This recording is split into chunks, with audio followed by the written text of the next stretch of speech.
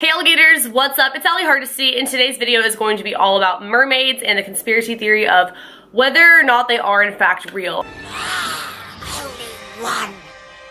I think my stance is going to be pretty clear on this by the end of the video because I have so much that I really believe in that is kind of like evidence. Obviously, this being a conspiracy theory, there is no proof that this is in fact real. There are just some pretty convincing arguments and things that don't really make sense and don't necessarily prove that they're not real. So wait till the end of the video before you make your decision and decide whether or not you think they're real. I think they're real. You don't have to agree with me, but here's my video providing some evidence and some things that kind of make you question the existence of mermaids. For starters, mermaids have been around for quite some time. Back in the prehistoric era, they were drawn on caves, so this was way back before they had the Little Mermaid movie or any of that stuff, so it kind of makes you wonder why this was a thing way back then. And that brings me to the concept of evolution, or as I should say, the aquatic ape theory. This basically says that we evolved into or from underwater, like as a species, because if you really look at it, our hands, they're kind of webbed, some people more than others. Right here,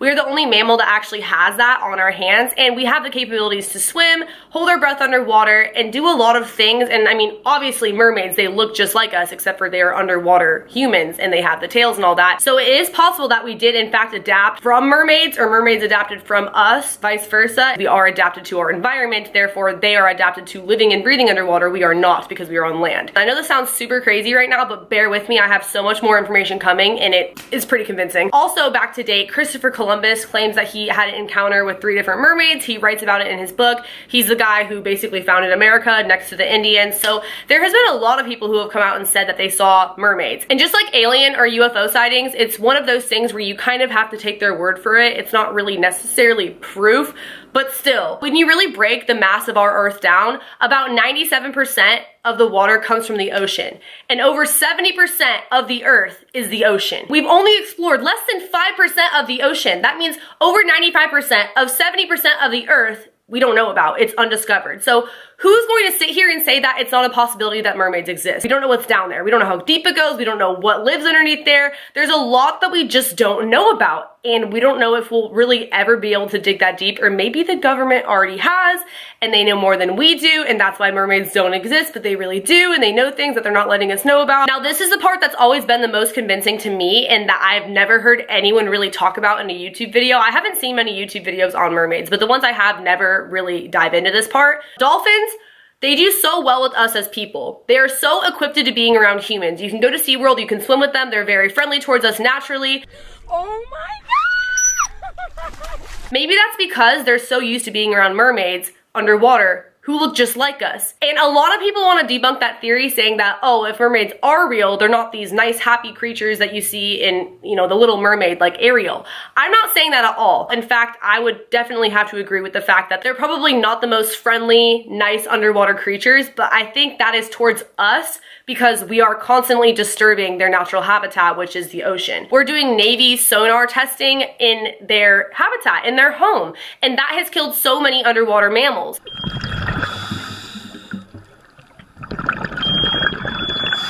And mermaids are said, supposedly, according to conspiracy theorists, and I totally think this makes sense, they speak at the really high-pitched volume of basically like a dolphin, like sonar. So when the Navy is doing the underwater sonar testing, it's affecting the mermaids because they understand that frequency of pitch, which the dolphins speak, which is why they get along so well with the dolphins and their friends, which is why we get along with the dolphins. I mean, think about it. If they feel threatened by us, which of course they probably do just based off that alone, they're going to hide from us and they're going to be really mean to us if they do encounter us, and they're probably not going to be super friendly like they are with the dolphins, which I'm assuming they are. Another thing that I thought was super interesting was that when whales are washed up on shore, a lot of the time they're covered by tents to surround them, right? And people come in and they dispose of the whale. But I've seen beach whales that were never covered by tents at all and they were just disposed of. So it kind of makes you wonder why it's all secretive and they're covered up on the beach like that. Maybe because it's not really a whale, because it's a mermaid. I've also heard things about a mermaid being kept in a shark tank at Area 51.